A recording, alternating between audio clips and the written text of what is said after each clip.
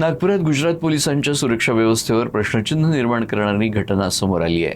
Check bounce प्रकरणात अटक करण्यात आलेल्या आरोपीला ओडिशाहून गुजरातला नेत असताना पोलिसांच्या ताब्यातून तो फरार झाला। पोलिसांच्या कथित निष्काळजीपणामुळे आरोपीनं हॉटेलमधून पळाल्याचा आरोप करण्यात आलाय।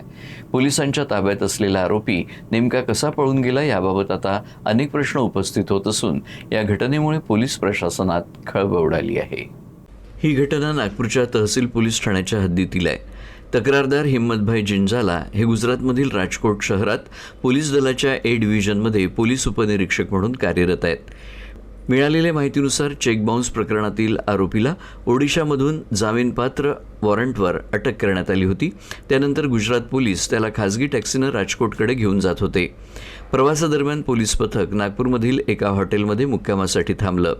यावेळी पोलीस अधिकारी, हवालदार आणि आरोपी वेगवेगळ्या खोल्यांमध्ये राहत होते। दरम्यान एका पोलीस हवालदाराला झोप लागल्याचा फायदा घेत आरोपीनं पोलिसांच्या ताब्यातून पलायन केलं। या घटनेनंतर पोलिसांच्या भूमिकेवर प्रश्नचिन्ह निर्माण झालं आहे।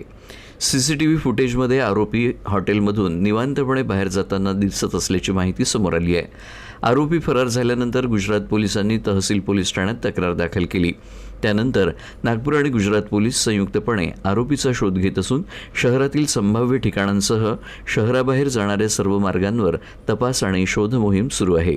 जे एनआय ऍक्ट आहे, निगोशिएबल इन्स्ट्रुमेंटल ऍक्ट, म्हणजे चेक बाउन्स करता जी केस केली जाते त्यामध्ये त्या आरोपीला अटक केलं होतं आणि त्या आरोपीला घेऊन ते गुजरात येथे जात होते। परंतु प्रवासामुळे, अतिप्रवासामुळे त्यांना थकवा आल्याने त्यांनी इंडियासन पोलीस स्टेशन तहसील हद्दीमध्ये इंडियासन नावाचं एक हॉटेल आहे, तिथे ते थोड्याशा विश्रांतीकरता थांबले होते आणि संधीचा फायदा घेऊन यातील आरोपी पसार झाला आणि पळून गेलेला आहे। त्यामुळे यातील फिर्यादीने सदर आरोपी विरुद्ध गुन्हा दाखल करण्यासाठी आमच्याकडे तक्रार दिली होती आणि त्यानुसार सदरचा गुन्हा दाखल करण्यात आलेला आहे।